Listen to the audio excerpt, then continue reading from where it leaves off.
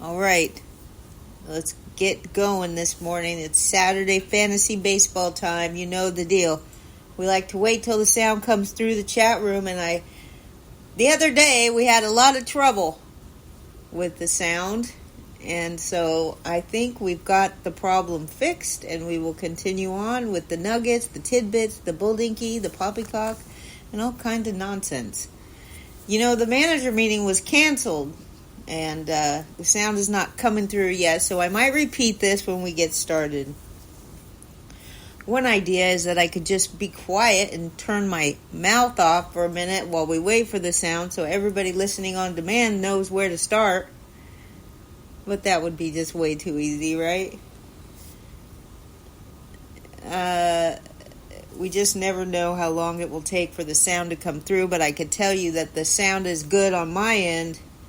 It's looking good on Spreaker. Therefore, it should pop up any moment. And, you know, we could do a commercial or two while we wait. Don't forget to miss the Happy Hour Social Club. They come on Wednesday nights at 7:30 Eastern Time. You can catch them at Twitch. You can find the link to Twitch here. They do the audio on our website, LennyMelnickFantasySports.com/live.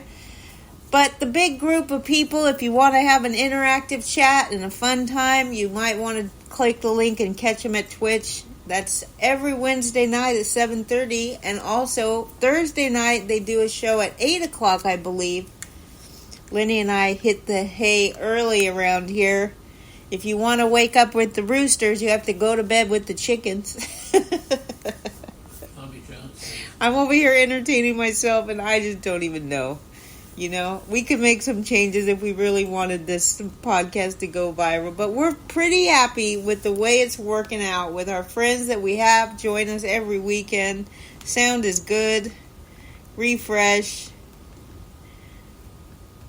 I'm typing it in. Let's get going. I want to make sure that the sound is great. And then I'll tell you a little story about our situational sound problems. Okay, it looks like the sound is good. Hey, Tommy Johnson, great to have you aboard. Great to have everybody aboard, you know. It's just so nice. It's such a pleasure. We consider most of you our friends, all of you. We consider those of you who come to the chat room our friends. We love talking baseball with you. And you know the managers' meetings were canceled this week. I see Malpal poking his head in. Good morning to you and Tina. Good morning to Boston Paul, Danny Fuller, Penny. Great to see you, Penny. Miss Penny. Chris from Cambridge. Chris and Debbie Gallo getting to spend some time with their grandkids. I can't think of a better way to spend your time, right? With your grandkids and your kids who aren't kids anymore, obviously. So I'd like to let Chris and Debbie Gallo's kids know that your parents were married on the actual day I was born, September 13th, 1975. Of course, we were across the country from each other, but I will never forget your parents' anniversary simply because it's the actual day that I entered the world. It's wonderful. So we really love Chris and Debbie Gallo, and we appreciate Chris coming and talking baseball with us. We love to see him in Arizona when we get to go down there, and it's just wonderful to have you aboard. So let's get started. Let me just tell you that yesterday I had to go to the cable company because something died in our router/modem box, and of course the line was out the door. Anyway, we got home and then our phone wouldn't work. So we spent most of the day yesterday getting all hooked up. We got a whole new Wi-Fi network that we had to retrain our devices. And then, of course, my Roku didn't work because it was hooked up to an old network. We got it all figured out over here. J.R. Matz and family, great to see you. Moose, Mikey, Danny, and everybody. Mrs. Motsinger, we love you. Thanks for joining us. Now, we need lots of chat room interaction today because... Who, Leonard? Turd, welcome aboard, okay? Welcome to Turd and Turd family. Turd Jr., Mrs. Turd, everybody. What a great family you have. We love it. Now, we don't have a ton of news here, but we do have some, so I expect that lots of interaction in the chat room, and we'll talk baseball all morning. Great to see you all. So, let's talk a little bit about the Cubs and the Brewers, since they're clearly local rivalries. Their location pits them as rivalries. The Cubbies and the Cardinals are the well-known rivalry, but of course also in the National League Central Division you have the Brewers and the Cubbies. Now, David Ross, in my opinion, was one of the baseball greats, okay, in recent years. Went on Dancing with the Stars, played catcher, didn't get enough recognition at how good he was as a catcher, not fantasy, okay? We're not talking fantasy, we're talking the support that you give to the pitching staff. David Ross was top of the line. The Cubbies got him from the Red Sox, and then they decided to hire him as their manager. Now, he is known as a player's manager, got along great with his team, his players, and all of a sudden, just out of the blue, we find out that David Ross is now the manager of the Brewers, okay? The crosstown rivalry here. And I would say that it created a little bit of bitterness, okay, for especially Brewers fans. And we do have Boston Paul in the chat room who claims to be a big Red Sox fan. He's from Boston, but he happens to live in Wisconsin with his wife and her, close to her family. But so he is a Red Sox fan at heart, but he does root for the Brewers, and I could tell you he wasn't that pleased when he found out that Craig Counsell was gone. But then we came to terms with it and said, what did Craig Counsell do lately anyways? What has he done for me lately? Is he going to create a winning team over with the Cubbies? Now, the Cubbies had a great season. I mean, they were never going to win 100 games this year. We have a great resident Cubbies fan that comes to the chat room, although he's picketing baseball right now because of the teams that made it to the World Series. Two under the radar teams. You know how it worked. Anyways, kind of pissed about baseball and their new playoff wild card, how everybody gets to be in it. That's different, though. That's not what I'm talking about. He made a comment to me earlier at the trade deadline when we were talking about Cody Bellinger and Marcus Stroman, and we said, can the Cubbies compete with these two guys on their team? I mean, the financial decision would have been to probably trade these two guys away. Both of them are free agents at this point. Marcus Stroman declined to his player option, which is really pretty risky in my opinion. However, what do you think? Is Craig Counsell really what the Cubbies need to win? I don't know. As a Brewers fan, after I had a chance to sit around and absorb this idea that Craig Counsell is gone, what did he ever do for the Brewers anyway? He's not an aggressive type manager. So hiring Craig Counsell may not be a sign that the Cubbies are going to go ahead and just win multiple, that they're going to be an excellent team next year. But it's clear that it is a first step in a big offseason. What do you think in the chat room of my idea that the Brewers should snatch up David Ross? And how fun would that be? Good morning to Mitchell. Great to see you. Good morning to Laura and Mary. Wonderful to have you aboard today. By the way, Laura, how was your football game? Laura went to New Orleans and ended up attending a Saints game. I mean, NFL games are always fun. I remember when Lenny took me and Mark to see the Jets in New Jersey, which is where they play.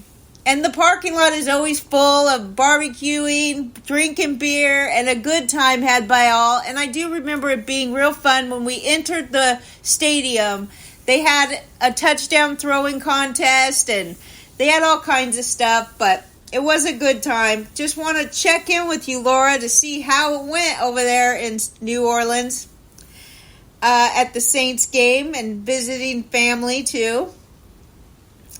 The Dusty Baker meltdown about why he retired was a little bit weird. Did anybody hear that? I did not hear that. J.R. Matt says the Brewers absolutely should go ahead and get David Ross. It's a great drama angle too, and it builds hype. And of course, he is a huge wrestling fan, so he brings up Vince McMahon, all right, saying he would approve. Mitchell Hartson brings up Bellinger. It's going to be exciting to see where Bellinger goes. You know, there's not a lot going on right now. As I mentioned before, the manager meetings were just abruptly canceled because of a stomach flu going around. And so that really hinders us to be able to talk about potential landing spots for Bellinger. But of course, he is in the notes today, so we will talk more about that. Laura says the game was great. The New Orleans Saints, they won. And of course, New Orleans is a fun place. Lenny and I have gone there multiple times. We always try to fit it in on our road trip. It's a little strange. You got to be always looking over your shoulder there. But whoa, the food is so good there. I mean, the food can't be topped, right? That was the first place that I ever tried pimento cheese dip. And oh my goodness, I am just a huge fan of pimento cheese dip now. All right, just a little inside info there. The Orioles have agreed to terms with left-handed pitcher Tucker Davidson on a one-year contract for next season. He was claimed off waivers from the Royals last month, and he was non-tendered by the Royals. The Orioles got Davidson. They picked him up on waivers. He's 27 years old, right? He pitched in 38 games for the Angels and Royals last year. For the Angels and Royals, he had a 5.96 ERA across 51 and one-third innings. He started just one game, but he did have 11 starts in 2022. So we will see what happens with Tucker Davidson on the Orioles. You know, I would say right off the bat, Tucker Davidson is not great, but you did see what happened to this Asian kid that I think his name was Shintaro Fujinami. Was absolutely horrible in the start to his major league career. As soon as he went to the Orioles, which I couldn't believe they picked this guy up, he went to the Orioles and he turned out to be absolutely magnificent. So maybe the Orioles have figured something out and maybe they'll help Tucker Davidson. Like I said, he did make some starts in 2022, but last year did horrible as a reliever. Mets president of baseball operations David Stern said that Ronnie Mauricio will play some third base in the Dominican Winter League, which is interesting because we all can think immediately who their current third baseman is going to be. That would be Brett Beatty. Mauricio made his major league debut at second base last season, and that is probably going to be his long-term position, but the Mets want him to continue building his defensive versatility as he participates in winter ball for the third year in a row. I like this guy. He's a talented young infielder, and we are saying the reason that he's probably working out at third base this winter is to help Brett Beatty if he can't take a significant step forward this year. Now, does it mean that the Mets are not going to be interested in any other third baseman on the market? We'll have to see. I know Justin Turner's name has been brought up here. Also, Mark Vientos is an option at third base, but he profiles as more of a first baseman or DH going forward, and we all know who plays first base currently for the Mets. That would be Pete Alonso. Turd tells us a little more about the Dusty Baker thing. He basically said that he was tired of the criticism from 30-year-old bloggers and tweeters. You know, it's pretty funny. I'm not knocking Dusty Baker. I like Dusty Baker. I think he came into this this club, this organization at a time when the Astros really needed a guy just like him.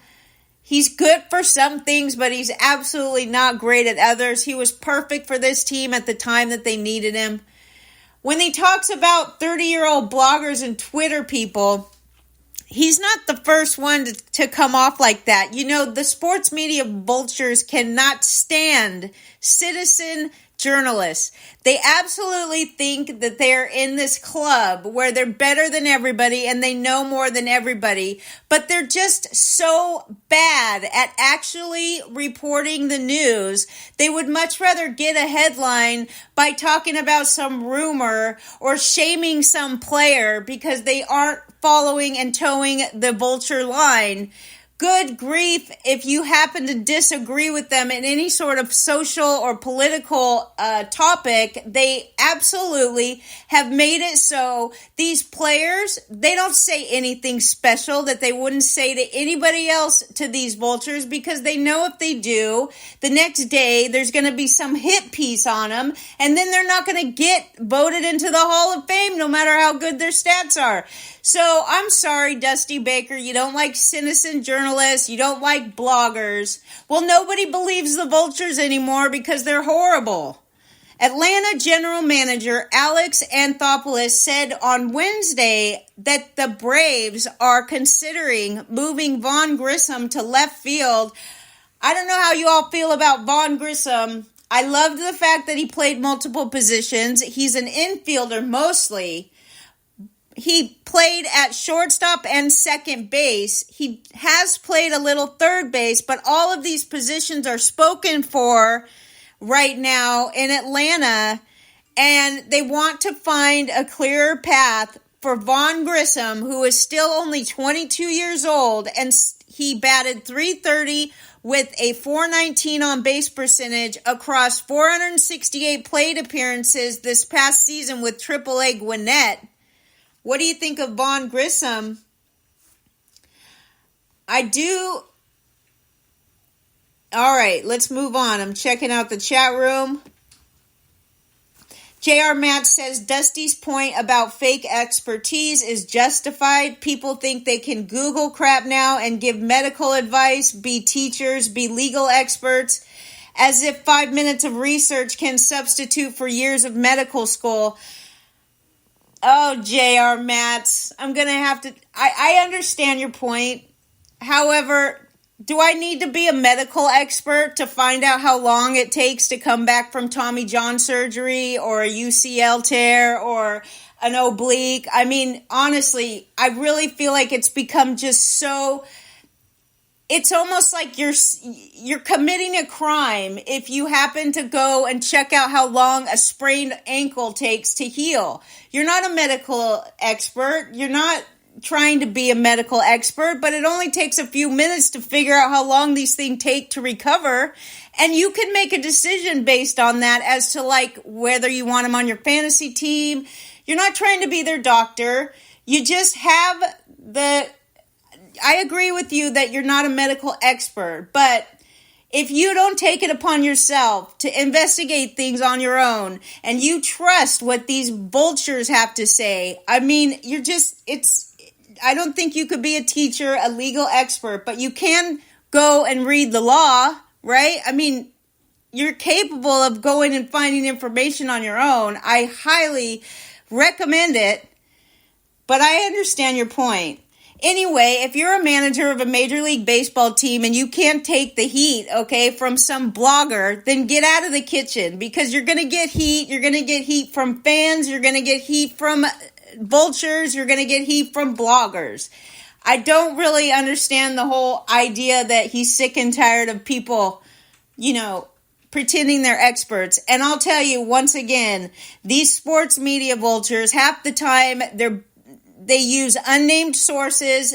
If somebody refuses to say who their source is, I just don't believe them. I know that's a sad state of mind, but if I don't hear it from a manager and I don't hear it from a player, I just tend to blow it off because a lot of these times when they're using unnamed sources, it's really just their own opinion putting out there. All right, moving on. And Turd brings up a good point. The medical expert stuff went horribly wrong with COVID. I agree. Forensic accounting. Look, I don't think there's a lot of people out there that would try to pretend like they know a whole heck of a lot about forensic accounting.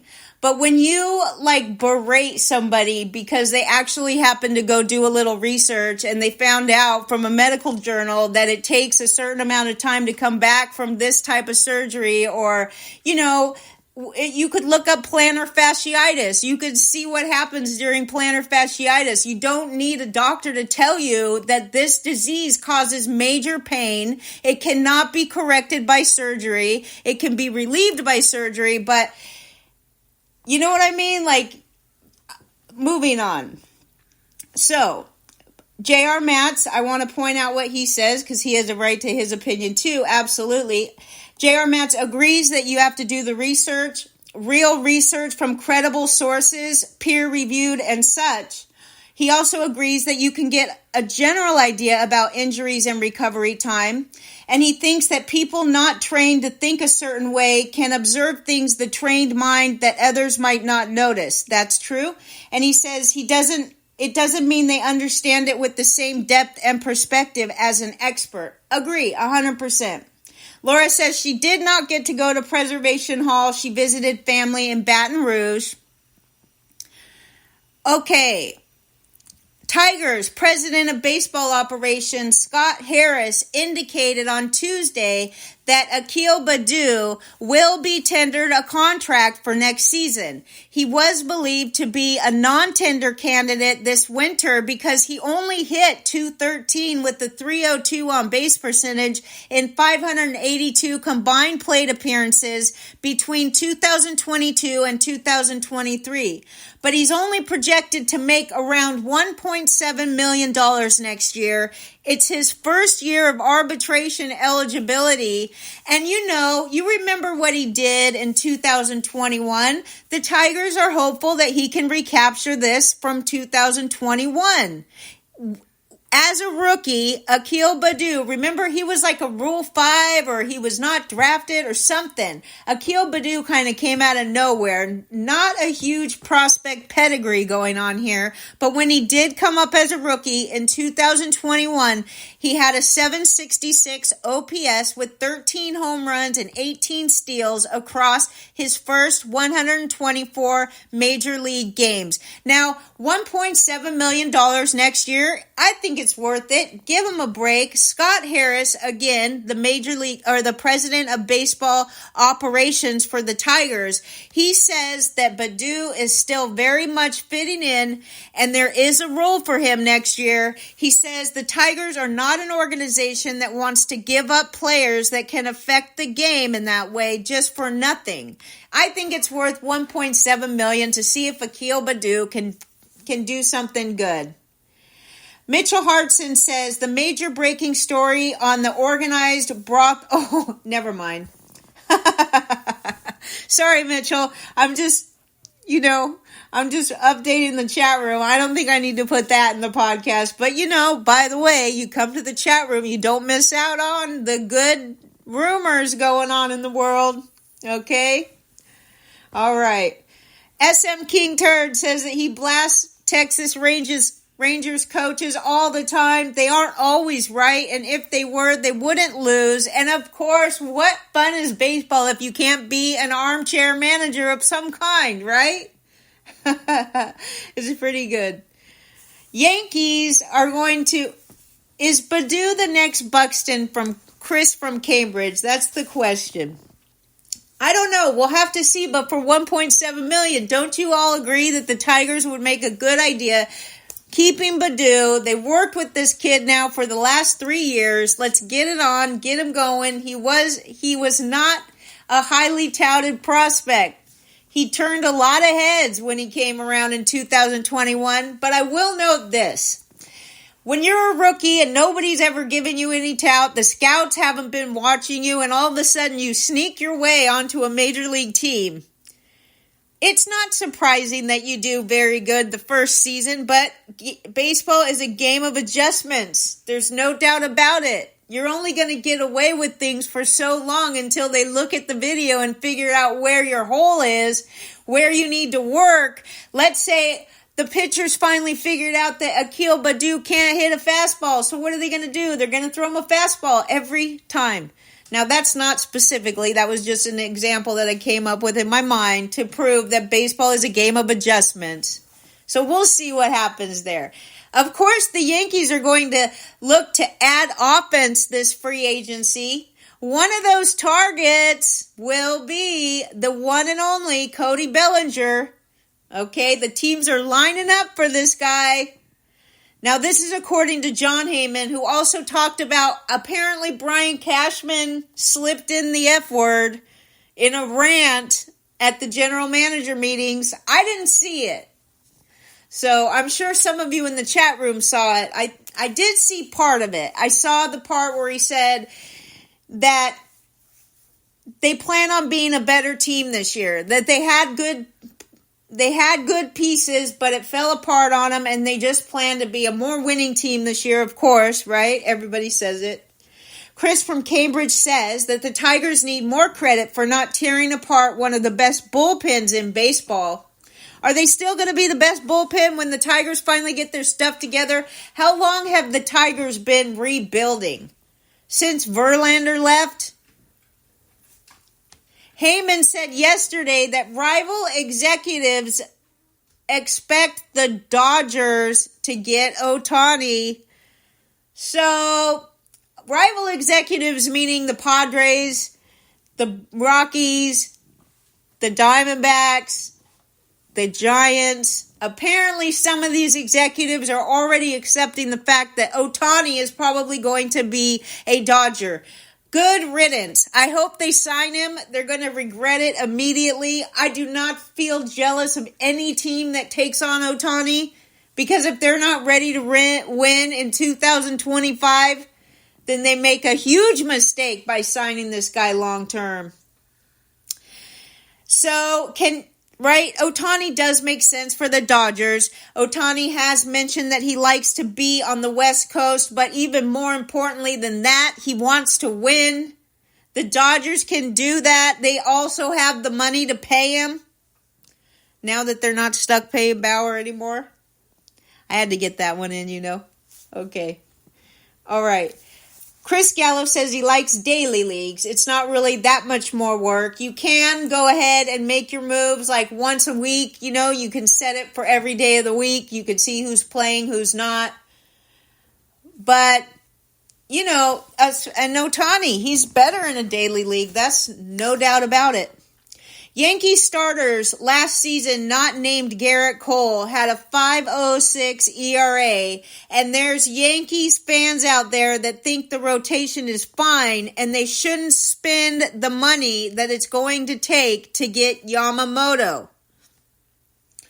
Also, when we're talking about the situation with Ohtani, now look, I'd like to reiterate, I do not think this guy is going to be worth what he is going to be paid. However, Ohtani, look, it's arguable that even without any pitching at all, Ohtani's offense is better than anybody in baseball, right? You could argue that for sure.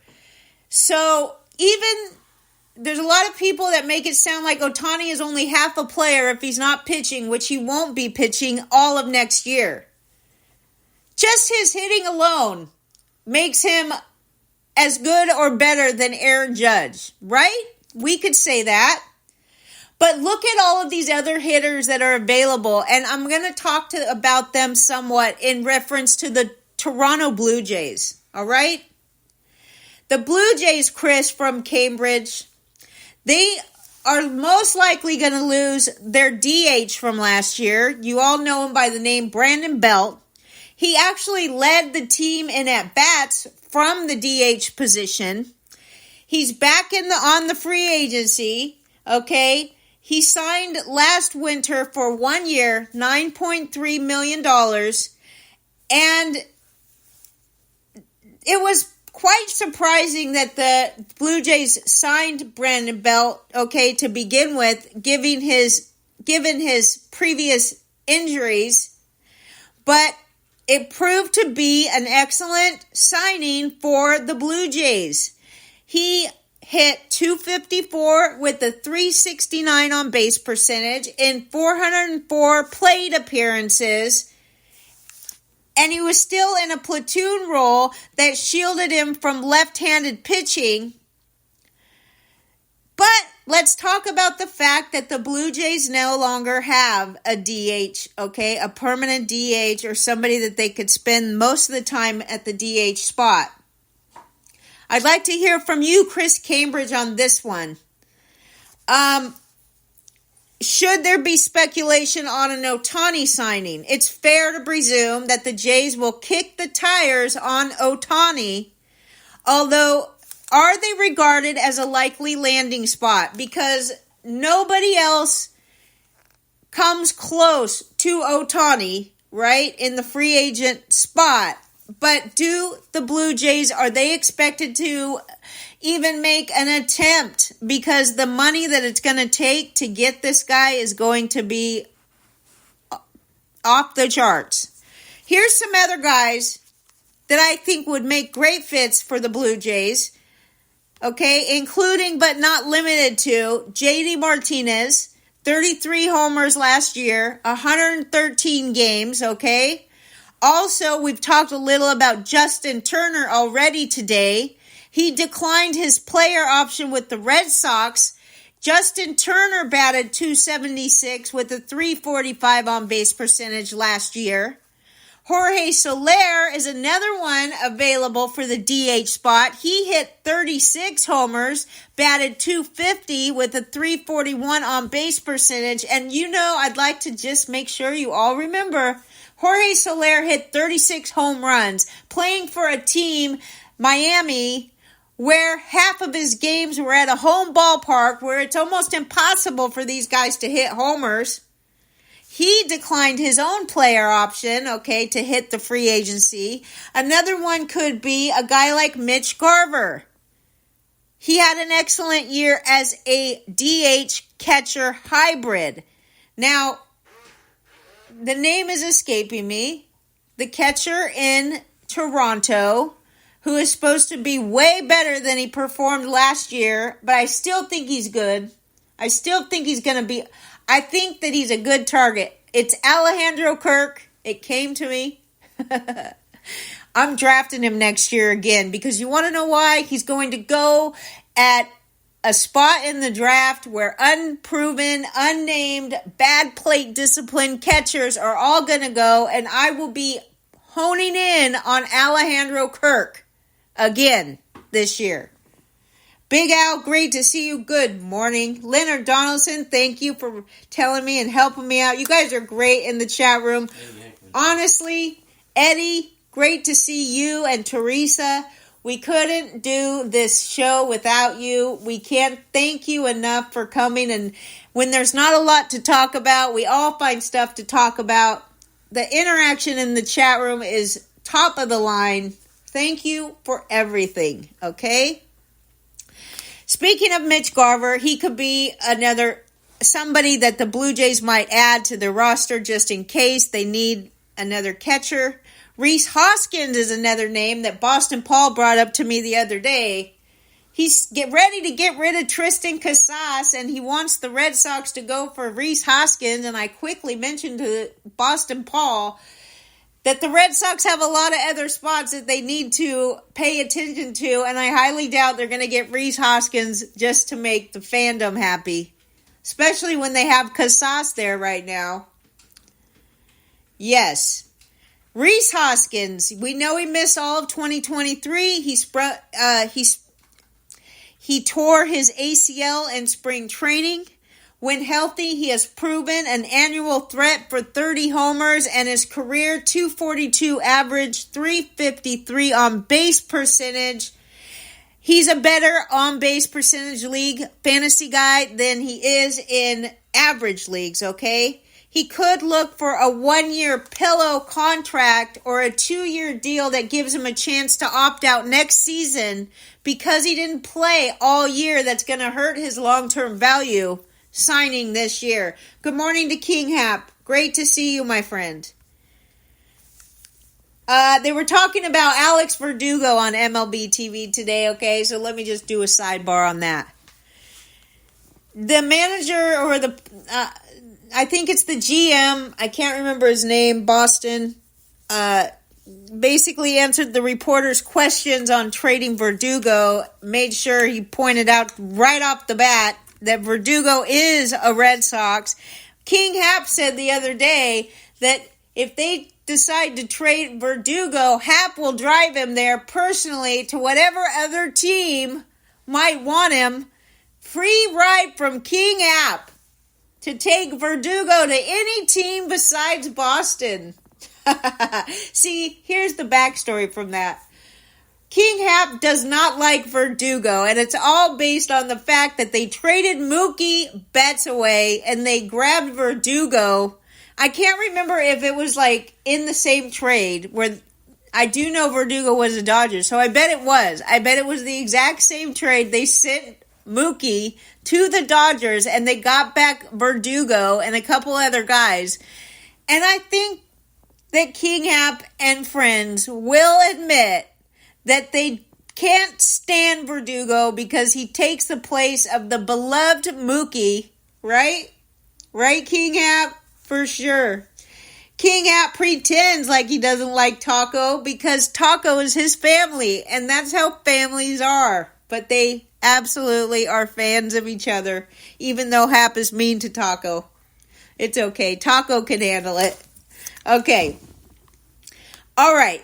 Those are just some of the potential DHs that the Toronto Blue Jays could sign to replace Brandon Belt. Okay? What about Joey Votto? He is a Toronto native, but let me just go ahead and put this out there. Votto loves Cincinnati. Cincinnati loves Votto. If there's a guy that should retire with this team, it's Votto. Look at Kershaw. It's like hard to even imagine Kershaw spending the end of his career with any team besides the Dodgers. Same goes for Votto. 17 seasons for Cincinnati.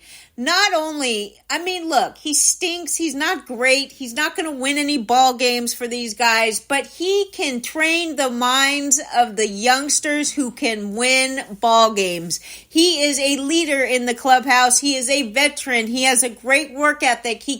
The best thing about Joey Votto, if he continues to play the game of baseball and not become a manager, he needs to stay in Cincinnati. There isn't a team that needs him more right now with all these young, talented players coming up. They get along great over there, but the excitement for these young Reds, okay, could provide entertainment for Reds fans for years to come.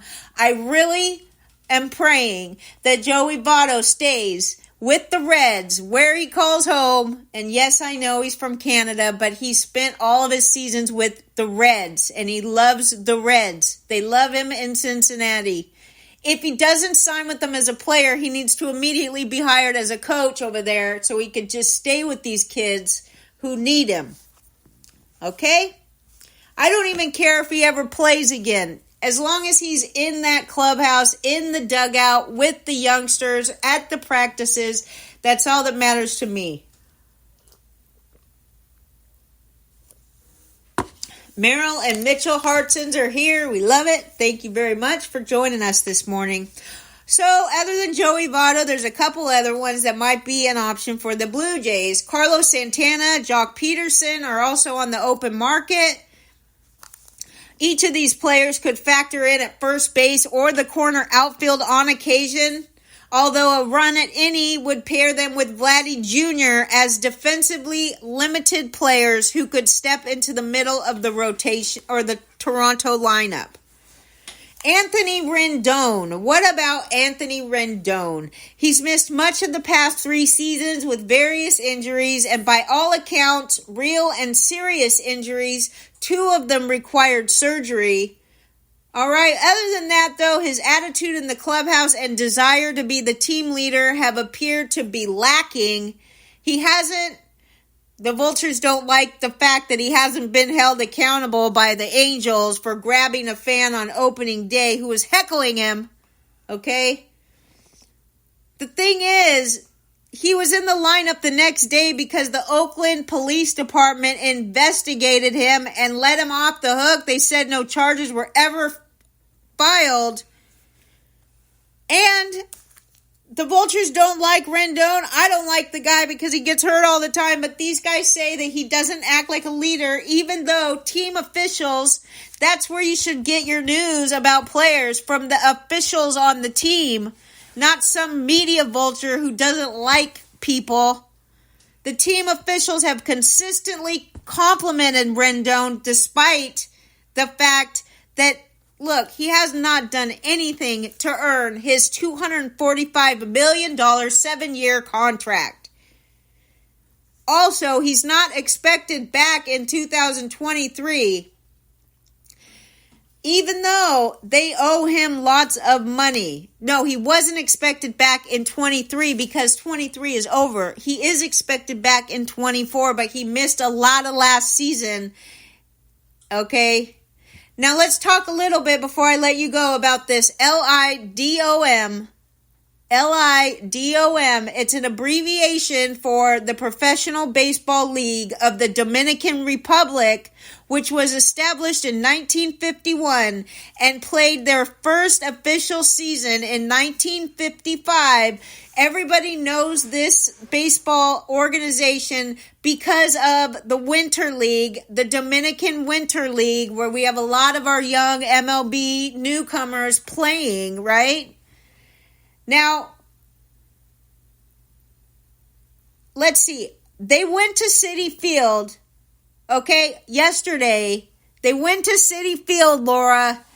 25,233 people at Citi Field yesterday for the Dominican Baseball, the Baseball League of the Dominican Republic. They played yesterday, the largest crowd in LIDOM history, LIDOM, and that's exciting, and I'm going to leave the notes at that, even though I have a few more notes.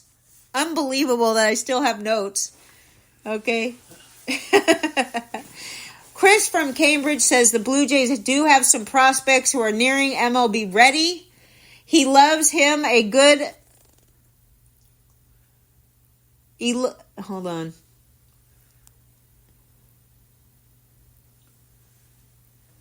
DH, I'm not sure who you're talking about. He says he really loves somebody to mash at DH, but it would make sense to cycle the DH slot in Toronto.